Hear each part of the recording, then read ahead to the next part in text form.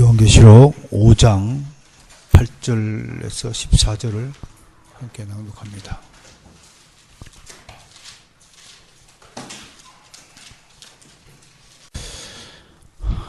교독할까요?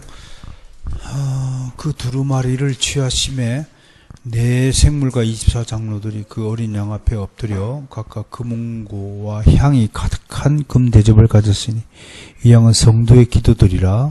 그들이 새 노래를 불러 이르되 두루마리를 가지시고 그 잇몸을 깨기에 합당하시도다. 일찍이 주님을 나가사 각 족속과 방언과 백성과 나라 가운데에서 사람들을 피로 사서 하나님께 드리시고 그들로 우리 하나님 앞에서 나라와 제사장들을 삼으셨으니 그들이 땅에서 왕노릇 하리로다 하더라. 내가 또 보고 들으되 노자와 생물들과 장로들을 둘러선 많은 천사의 음성이 있으니 그 수가 만만이요 천천이라. 큰 음성으로 이르되 죽임을 당하신 어린 양은 능력과 부와 지혜와 힘과 존귀와 영광과 찬송을 받으시기에 합당하도다 하더라.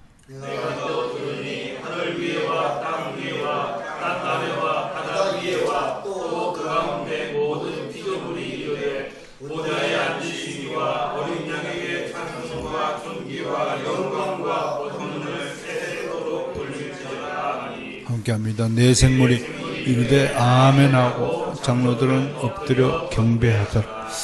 아멘.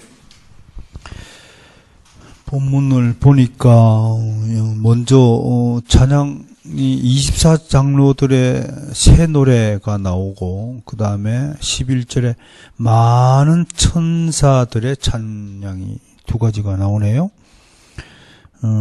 페이프를 보시면서 보면 24장로들의 찬양은 5장 8절과 10절 사이에 있죠.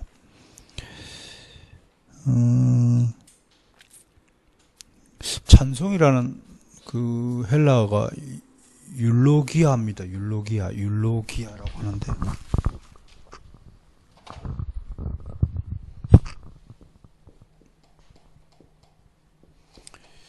이거는 이제 유와 로기온이라는 뜻이 두 가지인데 이거는 이제 굿이나 굿. 이건 이제 월 말씀이라는 거, 로고스. 찬송이라는 헬라어 자체가 좋은 말씀이에요. 그가 찬송의 가사가 어떻게 될지 알죠? 단어에도 이렇게 있다는 것을 우선 좀 상식적으로 좀 알아두시면 좋겠어요. 우리가 좀 이따가 교회 음악에 대해서 논할 텐데요.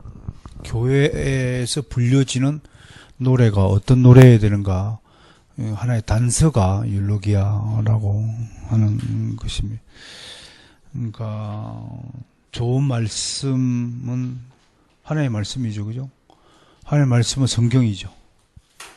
그러니까 성경을 기준으로 아무튼 찬송해야 된다 이런 뜻입니다. 먼저 찬양하는 모습을 보니까 24장로들이 8절에 보니까 누구 앞에 엎드린다 돼 있죠? 어린 양 앞에 엎드린다라고 이제 첫 번째입니다.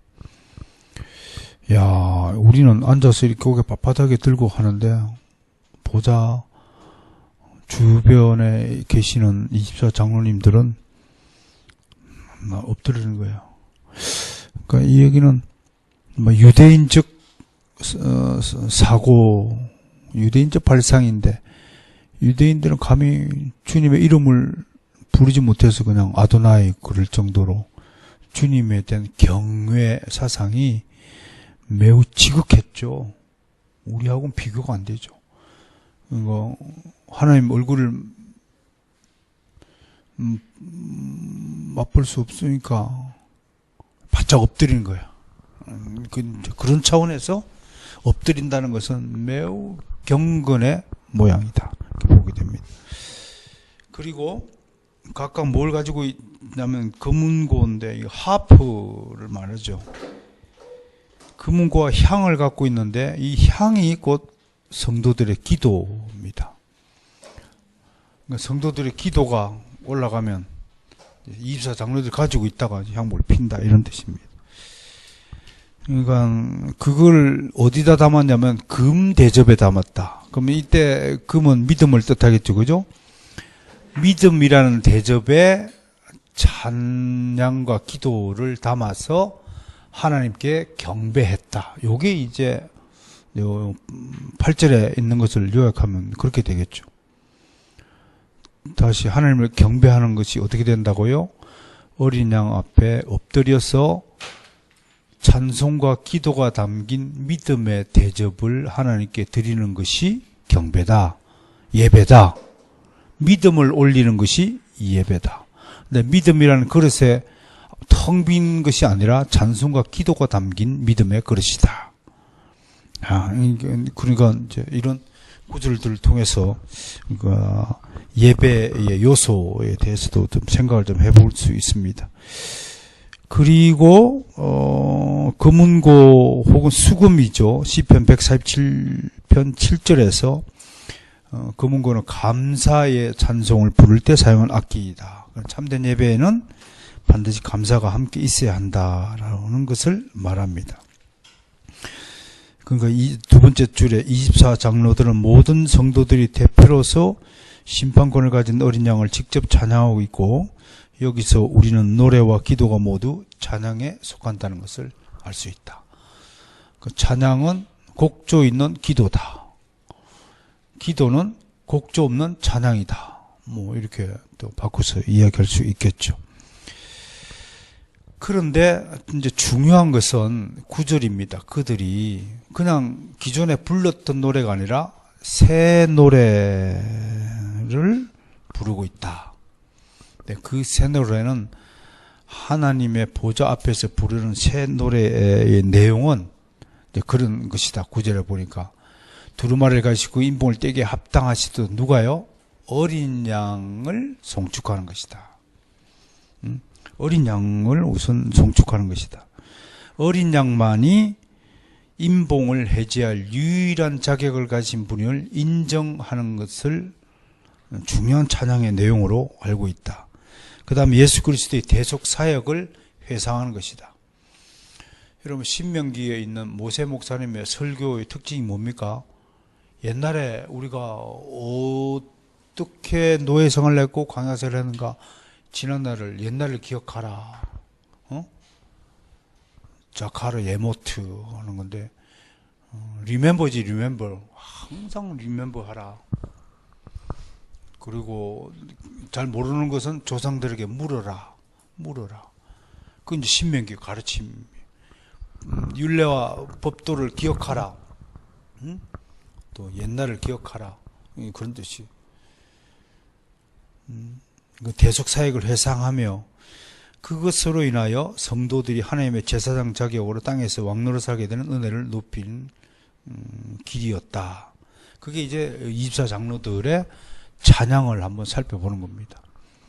결국은 이제 하나님께 올려드리는 경배 요소로서 매우 중요하고, 이 찬양은 이제 우리가 임의로 만든 것이 아니라 영원히 하나님께서 영광을 받으시는 하나의 도구로서 제정해 주신 것이다. 그렇게 말할 수밖에 없어요. 그 다음에 11절부터 13절까지는 천사들의 찬양이가 나오는데, 우선 첫째적으로 천사들의 숫자가 언카운터블이죠. 그죠? 셀 수 없이 많다. 우주의 별만큼 많다. 두 번째 12절에 어떻게 부르냐면 큰 음성으로. 내가 맨날 그러잖아요. 우리 여러분 복음 가수 되지 생각하지 마시고 성령 가수가 되라. 성령 가수는 목소리가 좋든 안 좋든 크게 부르면 다 잘 부르는 거야. 교회 음악은 크게 불러야 돼. 근데 이게 이제 신앙이 아직 거듭나지 못했거나 미숙한 사람들, 특히 유교적인 배경을 가진 사람들은 체면권이, 자기 체면을 굉장히 중시하는 문화 속에 우리가 태어나고 지금 살고 있죠. 사람들이 굉장히 이제 체면을 많이 가려요. 그 십살이 뭘 당연히 인사해야 될 것도, 낯가림이 심한 사람은 그것도 잘 못하고, 노래 시키면 그냥 기어 들어가는 말하는 목소리로 이렇게 부르는 거. 그거는 전혀 우리 교회의 찬송과 맞지 않는 것이다. 힘있게 정말 성령 충만한 가운데에서 찬양이 일어나야 된다라고 하는 것입니다. 그 다음 12절에 보니까 천사들의 찬양의 내용이 능력, 그리스도 하나님의 능력이다. 전인적인 충만, 지혜, 힘, 영광, 찬송, 그리스도의 구속에 대한 성도의 응답이자 그리스도에게 드리는 성도의 선물로서에 대한 그런 찬양을 드리도록 되어 있다. 그리고 14절의 마지막으로 아멘으로 항상 마친다. 그러니까 우리 찬송가 보면 이제 아멘이 있는 것과 아멘이 없는 것 차이가 있는 것은, 아멘 할 때는 성경에 있는 가사를 성경에 있는 하나님의 말씀을 가사로 쓸 때는 반드시 아멘으로 끝마칠 수 있도록 그렇게 했다라는 것을 우리가 알 수가 있는 것입니다. 아무튼 참된 예배 세 가지 조건은 그래서 엎드려야 하고, 감사를 드려야 하고, 믿음의 기도를 드려야 한다. 이제 이렇게 우리가 5장 8절부터 14절까지 말씀을 하나하나씩 그렇게 뜯어볼 수 있습니다. 여기서 우리가 좀 오늘 살펴봐야 될 게, 이제 교회 음악에 대한 여러분들의 상식을 좀 북돋기 위해서, 채워주기 위해서 좀 몇 가지 지식, 새로운 정보를 전달할까 합니다. 여러분 알다시피 이제 음악의 유래는 세상 그 어떤 책에서도 언급된 적이 없지만, 우리 성경 창세기에는 음악의 유래가 나오죠. 누가 악기를 만들었죠, 그죠? 유발이라는 사람이 악기를 만들었다고 되어 있죠. 그러니까 악기를 만들었다는 것은, 인간은 태어날 때부터 노래하는 동물로 태어났다. 그러니까 이게 하나님은 아무튼 노래하고 노래를 즐기는 분이시다. 그러니까 인간은, 어떤 인간도 그 노래와 연을 뗄래야 뗄 수 없다, 그런 겁니다. 그러니까 태고 때부터 음악은 신의 작품이다. 그것이 이제 성경적인 근거를 갖고 있기 때문에 그렇다. 이게 이제 그리스라는 지방에서 오면서, 이제 그리스에는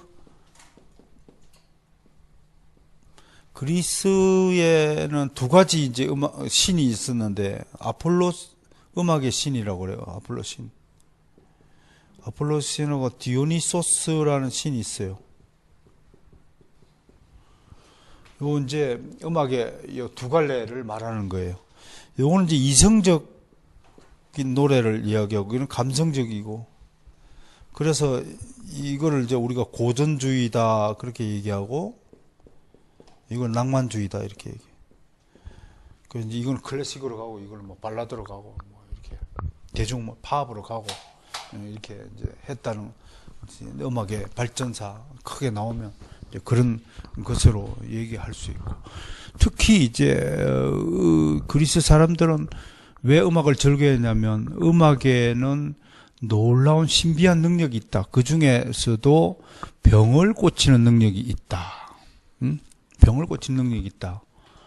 근데 이렇게 그리스인들이 믿은 이 사실들이 실제로 실험 결과 최근 들어서 굉장히 음악에 그 힘이 강하다, 그렇게 말하는 거죠. 심지어 이제 그 플라톤 같은 철학자들도 잘못된 음악을 들으면 잘못된 사람이 된다라고 말할 정도로 그렇게 음악에 대해서 관심이 지대했고, 특히 기독교는 교회 음악과 함께 발전했다. 기독교 예배는 음악 없이는 예배가 있을 수 없을 만큼 음악은 매우 중요하다.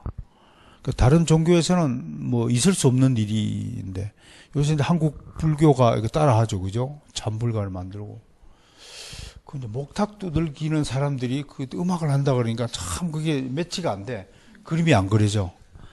나무아비 탑을 어쩌고 저쩌고 동동동동동동 그런데 하나님 사슴이네물 그 부르치도 없고 좀 어떤 식인지 궁금한데 아무튼 그건 뭐 우리 따라 하느라고 그러는 건지 모르지만 불교의 전통은 아니죠.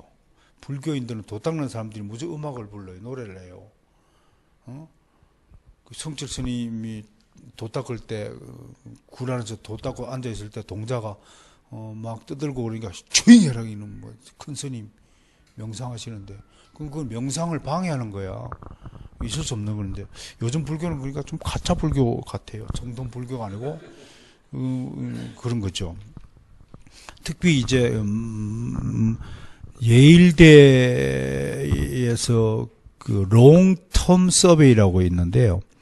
LTS라고 장기 아주 오랜 기간에 걸쳐서 조사하는 것을 LTS라고 그래요.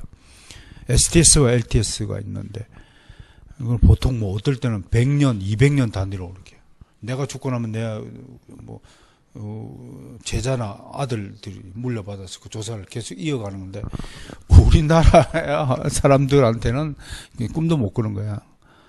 교육은 뭐 100년 대계라고 하는데 우리나라 사람들은 10년 뒤도 안 내다보거든.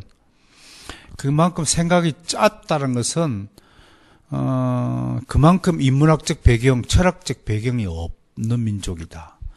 굉장히 현실적이고 세속적이고 천박하다라고 밖에 없어요. 미래가 없는 민족이에요. 10년 뒤에 어떻게 될 거냐라고 계획을 가지고 있는 사람들은 0.001%도 안 될 거예요. 예? 여러분, 그러니까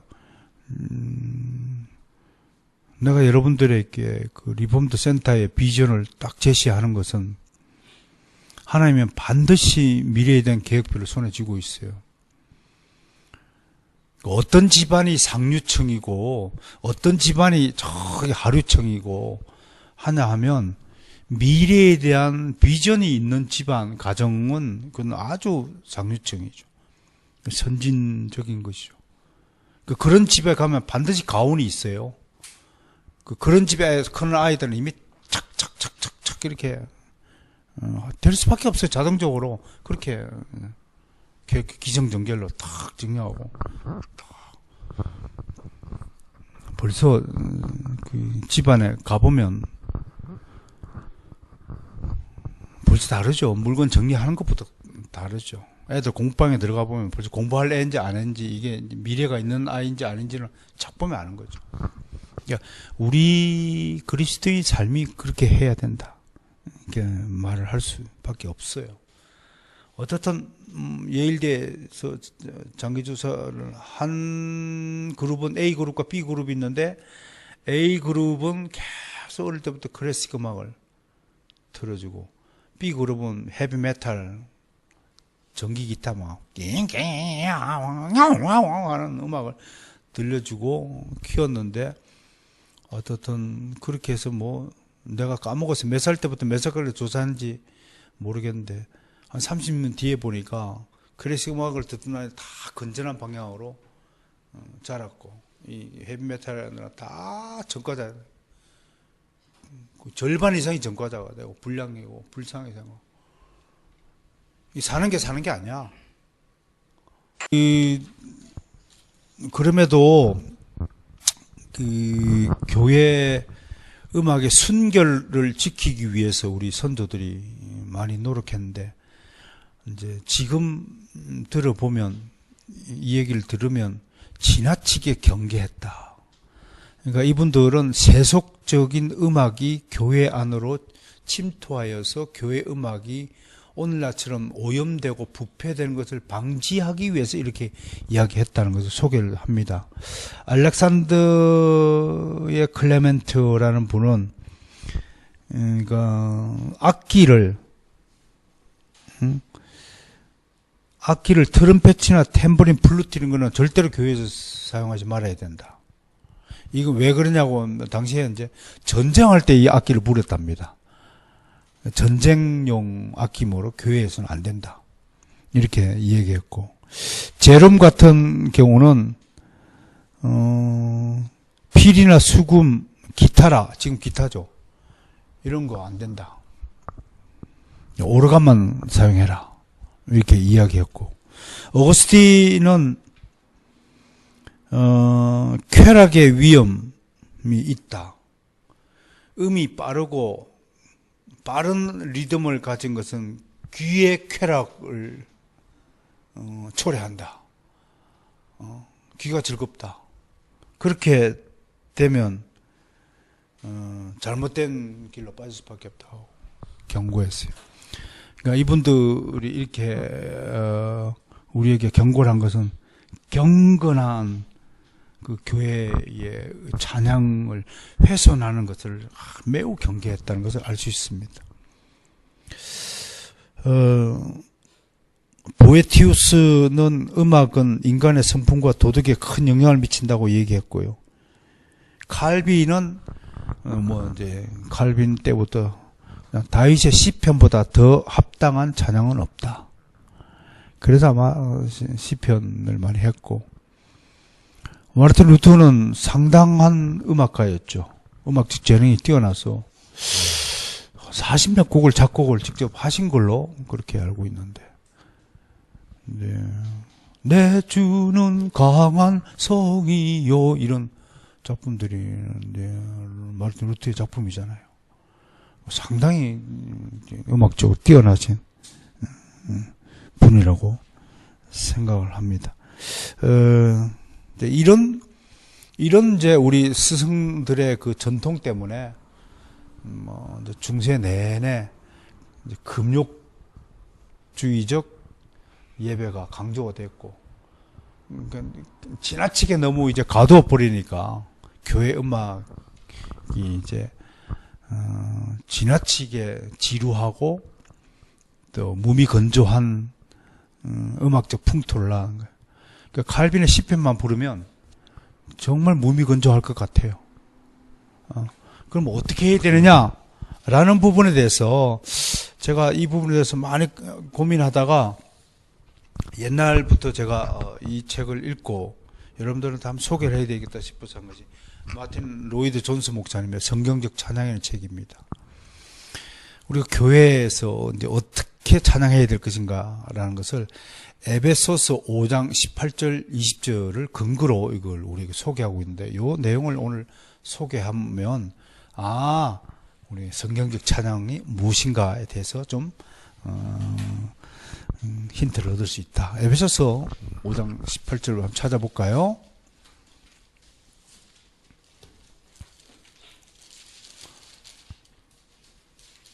(18절) (20절)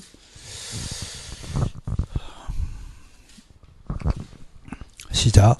술 취하지 말라. 이는 방탕한 것이니 오직 성령으로 충만함을 받으라. 시와 찬송과 신령한 노래들로 서로 화답하며 너의 마음으로 주께 노래하며 찬송하며 범사의 우리 주 예수 그리스도의 이름으로 항상 아버지 하나님께 감사하며. 이 구절을 가지고 이제 성경적 찬양이 뭔가. 첫 번째, 지금 사도 바울이 성령 충만을 어디다가 비유하냐면 술 취함에 비유하는 거예요. 왜 술 취함에 비유했느냐? 그 술 취해가지고 막 즐거운 마음. 우리가 예수 믿기 전에 저도 안 믿는 사람들이 최대의 즐거움이 뭐예요? 술 한잔 하면서 즐거운 이야기 나오고 막 그게 최고의 기쁨인 줄 아는 거지. 근데 그게 거듭나 버리면 성령 충만함이 바로 그와 같은 것이라고 설명하는 거예요. 그보다 훨씬 상회하는 기쁨이라는 거예요. 그 찬양을 어떻게 하라고요? 성령 충만함으로 하라는 거예요. 성령 충만함으로. 그래서 성령 충만하라. 오직 그리스도인들만이 하나님의 성령으로 충만할 수 있다는 거고. 그러면 두 번째 이 본문에서 알아봐야 될 게 성령 충만이 현실 속에서 그럼 어떻게 나타나는가? 여러분, 사도 바울의 신학에서 꼭 기억해야 될 게 있는데, 어찌가 되죠? 항상 바울 신학은 항상 먼저 교리를 설명해요. 응? 교리를 설명한다. 교리를 항상. 에베소스가 총 몇 장이에요? 6장이죠. 그러면 예를 들어서 에베소서 같은 경우는 1장부터 3장까지가 교리이면 4장부터 6장까지가 적용이에요. 적용. 실제상. 그 교리를 이야기하면 이제 생활인데 이건 실제로 적용 문제를 다루는 거예요. 항상. 오늘도 에베소서 5장 18, 19 하면 여기 20줄까지 있으면 18이 성령 충만이면 성령 충만을 생각하면 19절은 성령 충만을 현재에 어떻게 적용하느냐의 문제를 다루고 있는 거예요. 이게 바울 신학의 굉장히 매력이에요. 바울은 이걸 의도하고 썼던 아무튼 간에 계속 자신의 이야기를 이 구도 안에서 계속 얘기해요.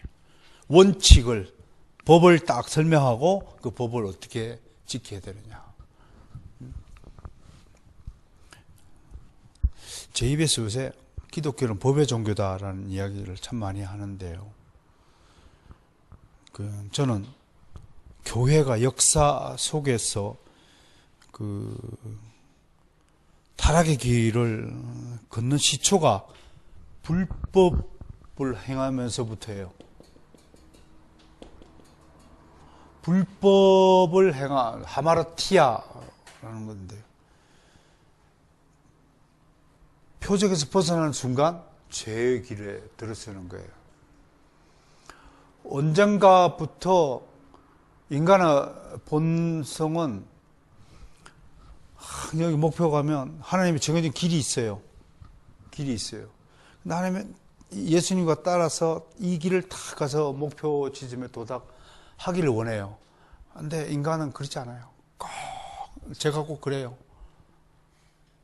제가 그 취재 기자로 있을 때는 그건 상당한 도움이 돼요. 비상시에. 같은 길을 절대 안 가요. 나는 항상 이렇게 새길로 찾아가고 이렇게 가고 올 때는 거꾸로 돌아오고 이렇게 가고. 그래서 다음부터 길을 많이 알죠.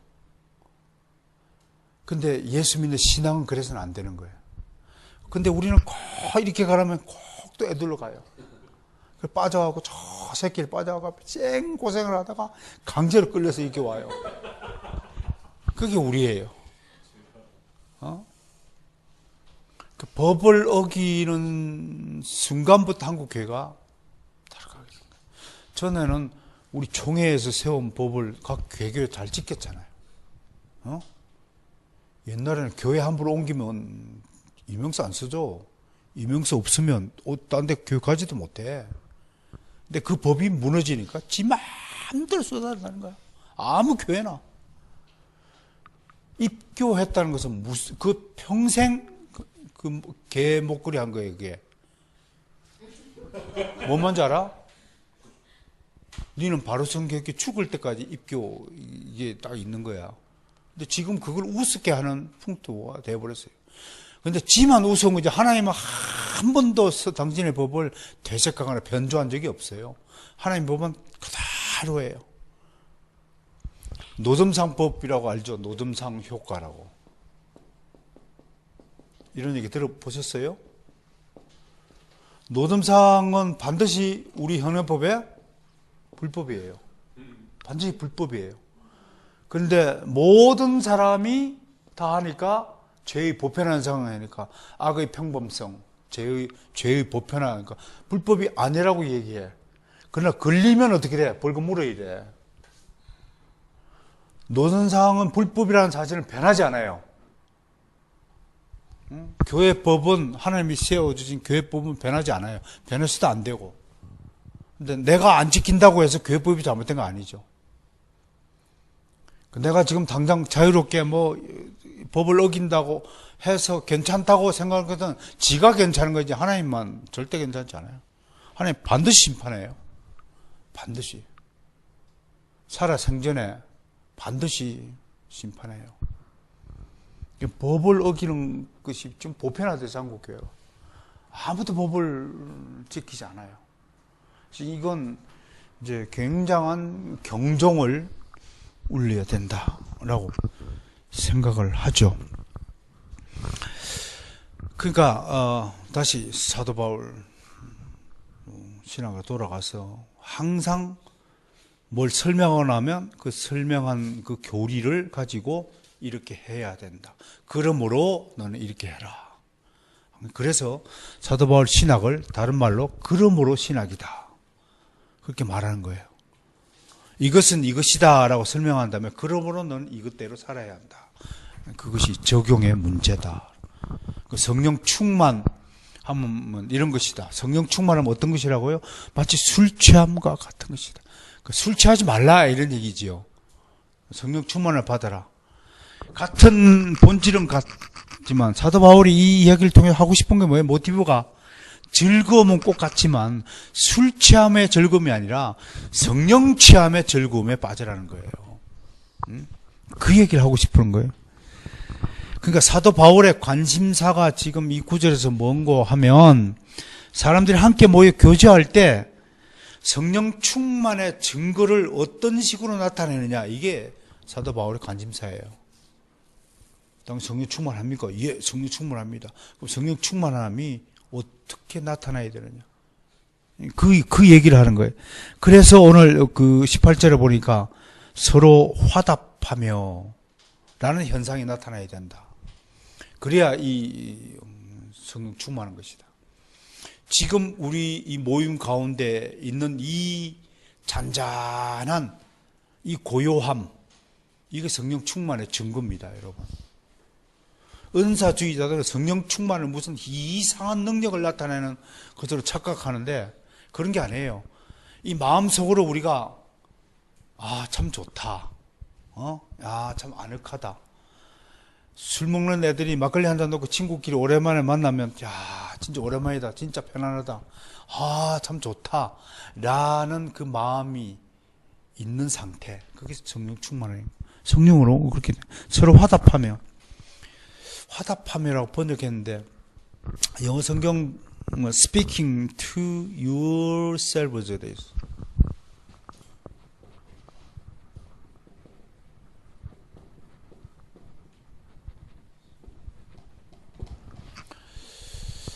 그 직역은 뭐예요? 너희 자신에게 말하라. 이게 이제 원어적으로 이렇게 했는데 이게 뭐냐면 여기서 말하다라는 것이 그냥 입으로 말하다라는 것이 아니라 음성으로 말하는 거예요. 원어에 서로 화답하며 음성으로 말하라. 음성으로. 그러면 꼭 우리가 말하는 것이 아니라 노래도 음성으로 말하는 거죠.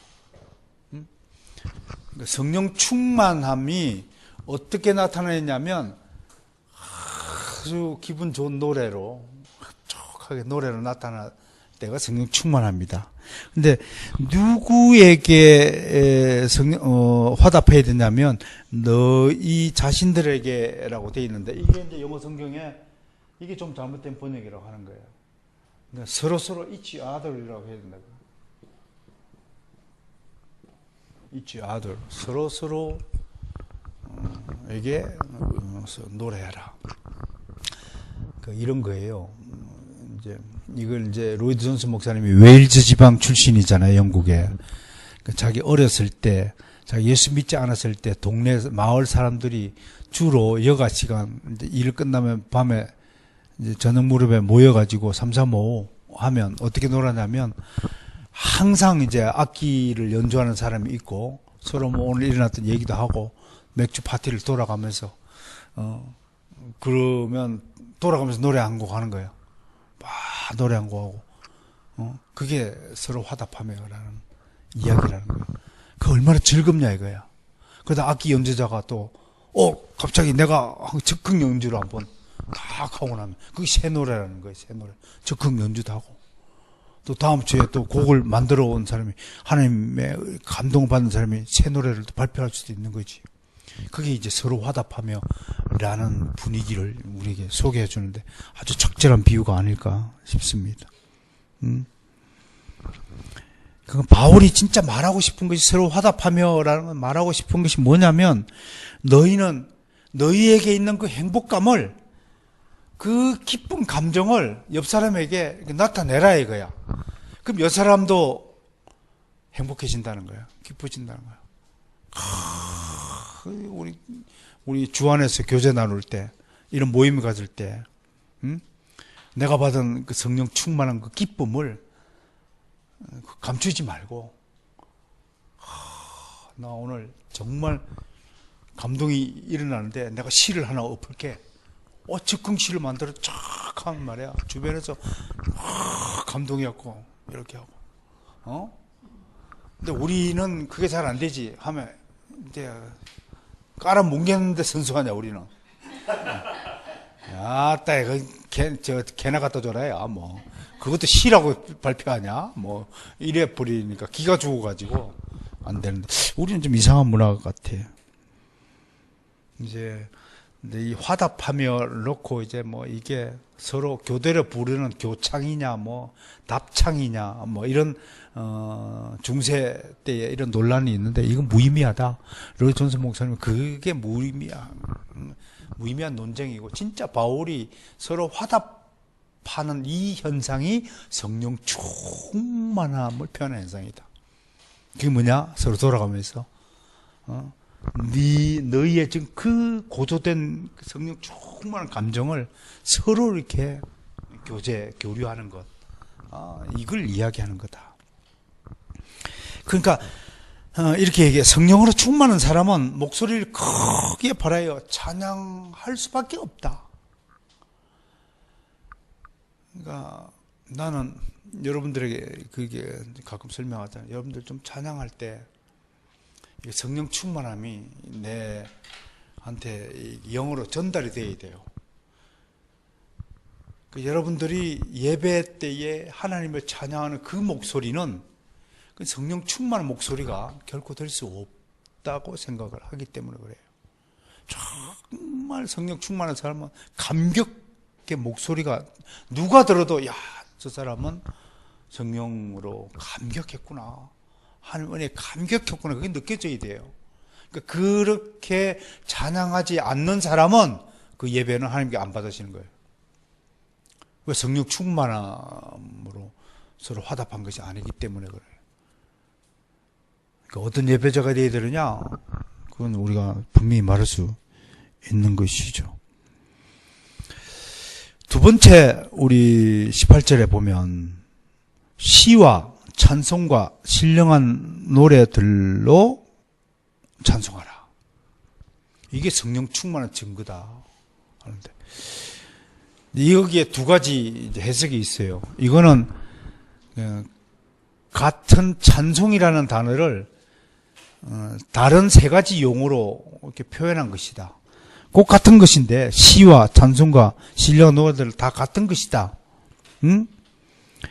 그러니까 이거를 기준으로 교회에서 찬양할 때는 오직 시편 찬송만 불러야 된다라는 주장이 여기서 나오는 거라고요. 우리 스코틀랜드나 개혁교회 찬송가 그런 해석을 하고 있는데 로이 존슨 목사님은 그런 해석이 좀 편협한 것으로 보고 있습니다. 반면에 시와 찬송과 신령한 노래들은 서로 다른 용어들이다. 찰스 하치 주장이에요. 유명한 조직신은 찰스 하치는. 시는 그럼 뭐냐? 싸움이 뭐냐? 싸움.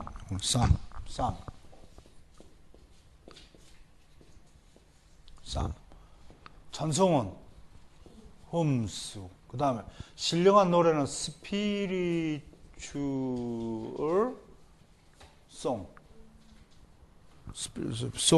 송스. 이거에 다 다른 의미를 가지고 있다라고 풀이하고 있어서 오늘 여러분들이 이제 마지막으로 배워야 될 게 요 세 가지를 구분하시는 거예요. 시는 뭐냐? 히브리어로 이게 무슨 뜻이냐고 하면 악기의 줄을 뜯다라는 단어에서 유래한 단어다. 그러니까 이거는 뭔가요? 악기의 연주에 맞춰서 부르는 노래를 싸움이라는 거예요. 그럼 이거는 이제 분명히 시편 찬송을 이야기해요. 왜냐하면 시편은 거의 모든 시가 하프나 수금, 비파에 맞춰서 불려진 노래라고 되어 있거든요. 그러니까 우리가 시편 찬송을 즐겨 불러야 되는 이유가 여기 있어요. 그러나 시편 찬송만 불러야 된다는 것하고 시편 찬송을 즐거이 중심으로 부른다는 것하고는 좀 다른 차이겠죠. 두 번째, 힘스, 찬송. 힘스, 찬송. 어거스틴은 교회에서 찬송은 반드시 하나님을 송축하는 것이어야 한다. 하나님에 관한 찬양이어야만 한다. 그래야 힘이 된다. 라고 말하고 있고. 그러니까 하나님을 기리는 노래, 하나님에 관한 노래,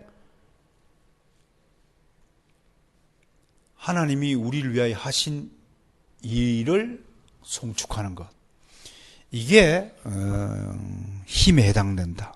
그러니까 신약 성경에 이런 힘이 많다. 예를 들어서 디모데전서 3장 16절. 디모데전서 3장 16절.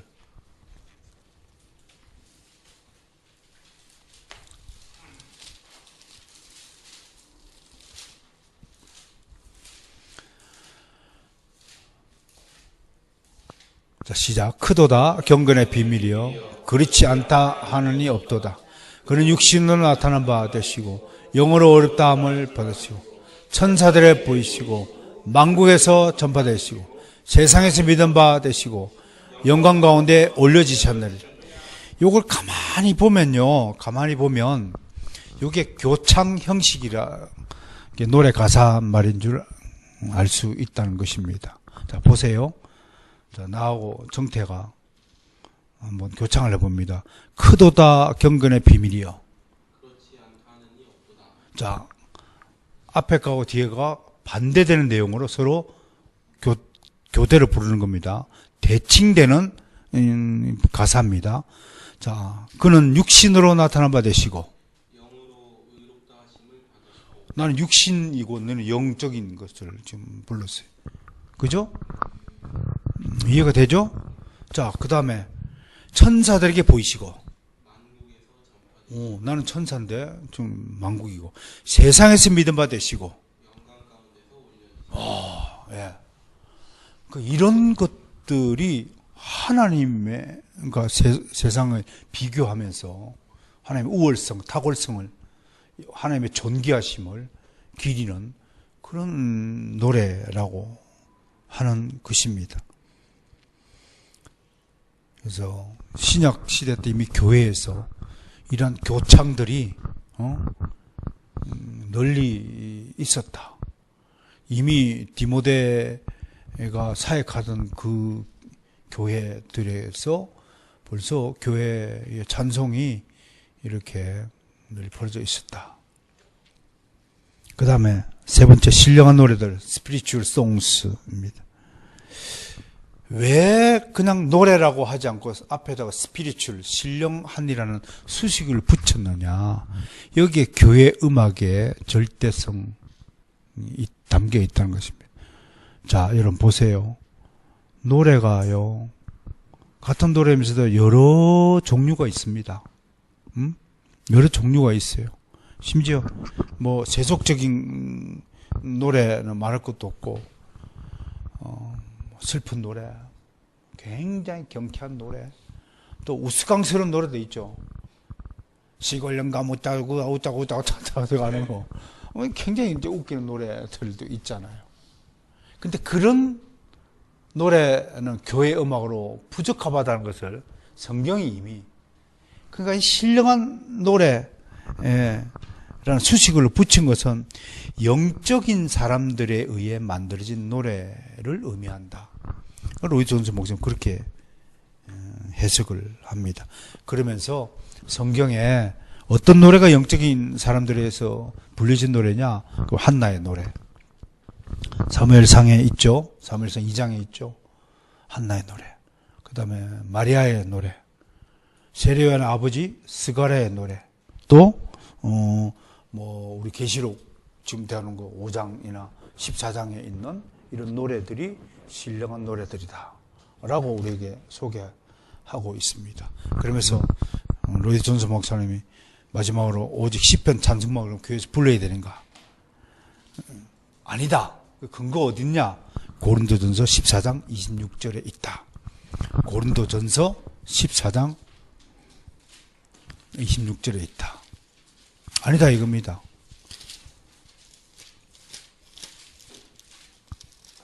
있다. 시편 찬송을 우리가 존중해야 되지만 시편 찬송만 부르는 것은 아니다는 겁니다. 시작. 그런즉 형제들아 어찌할까? 너희가 모일 때 각각 찬송시도 있으며 가르치는 말씀도 있으며 계시도 있으며 방언도 있으며 통역함도 있나니 모든 것을 덕을 세우기 위하게 하라. 이게 각각 찬송시가 있다라는 구절을 듭니다. 당시 고린도 교회의 사정이 어땠냐면 굉장히 무질서했죠. 은사주의자들이 수두룩해가지고 방언으로 기도하는 사람, 떼창으로 막 노래를 하는 사람, 예언하고 온갖 난리를 벌이던 교회가 고린도 교회. 한마디로 은사 남용주의자들. 지금 한국 교회 많죠. 한국 교회도 고린도 교회가 된 지 오래가 된 것 같아요.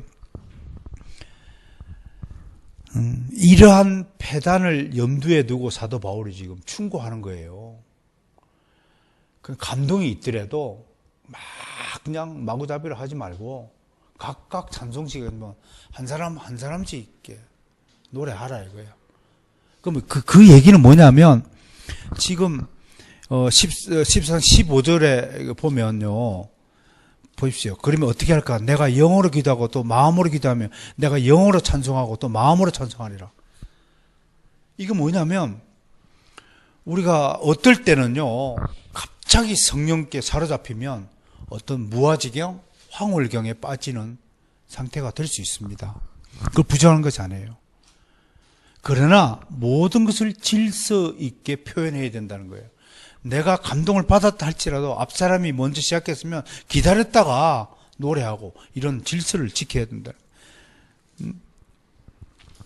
그러니까 이 황홀경 상태, 내가 영어로 찬송하고 마음으로 노래한다라는 것은 이 성령의 감동에 의해서 얼마든지 새로운 노래를 만들어서 부를 수 있다는 가능성을 둔다. 왜? 성령 충만함을 누구도 억제하거나 제어해서는 안 되기 때문에 그렇다라고 하는 것입니다. 물론 이때의 노래는 하나님의 말씀 또 하나님에 관한 노래가 되어야 한다고 하는 것입니다. 특별히 로이드 존슨 목사님은 이러한 새 노래가 확 만들어지던 이런 때가 언제냐면 반드시 교회가 부흥할 때는 이런 성령 충만함에 의해서 새로운 노래들이 만들어지고 전파된다는 거예요. 결론은 시편 찬송을 중심으로 부르되 나쁜 노래는 부르지 말아야 되지만 정말 성령 충만한 감동에 따라서 지어진 새로운 노래들 얼마든지 교회에서 불러도 된다라고 하는 것입니다. 그래서 함께 기도하고 노래하고 부르짖고 이런 일들이 즐거움 가운데에서 일어나야 한다고 하는 것입니다. 그러니까 참된 부흥이 있을 때마다 교회에는 수없이 많은 새로운 찬송들이 생겨났다고 하는 것입니다. 우리 시편 찬송도 결국은 히브리인들의 전유물이 되었지만 또 히브리인들이 부른 노래를 전혀 히브리인들과 관계가 없는 이방족들에게 강요할 수는 없는 거거든요. 그런 차원에서 다윗의 시편의 찬송을 보급함과 동시에 또 우리 교회에 보편적으로 인정되는 신학적으로 성경적으로 검증이 되는 좋은 노래들을 즐겁게 부르는 일도 우리가 너무 삼가지 말아야 한다라는 것이 오늘 성경적 찬양을 통해서 우리에게 주시는 것입니다. 결국 보십시오. 오늘 처음으로 돌아가서 요한계시록으로 돌아가서 요한계시록에 있는 24장로들과 천천만만의 천사들이 어떤 상태에서 찬양하느냐? 그건 한마디로 성령 충만한 상태에서 찬양을 하고 있고, 얼마나 하나님을 경외하는지 하나님 앞에 엎드려서 찬양을 한다. 우리는 앉아서 찬양하잖아요.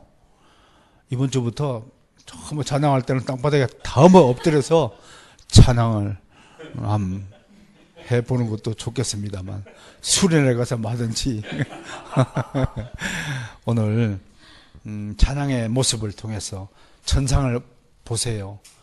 천상 하나님 보좌 중심으로 내 생물과 24장로들과 수천 수만 셀 수 없는 천사들의 무리가 그 수준과 같은 유리바다 보좌 앞에 있는 그 주변을 꽉 채워서 큰 음성으로 할렐루야 할렐루야 하고 막 찬양하는 그 모습을 상상해 보면 우리 예배 때 불리지는 찬양, 특히 찬양하는 데 있어서 경건의 모습을 잃어버리고 성령 충만하지 않은 상태에서 찬양하는 것이 하나님께 영광을 가리는 정말 그 무시무시한 죄가 될 수 있다는 사실을 염두하면서 우리는 오늘 배운 이 은혜의 찬양에 대한 깨달음을 가지고 다음 주 예배에 임하여 주시기를 간절히 바랍니다.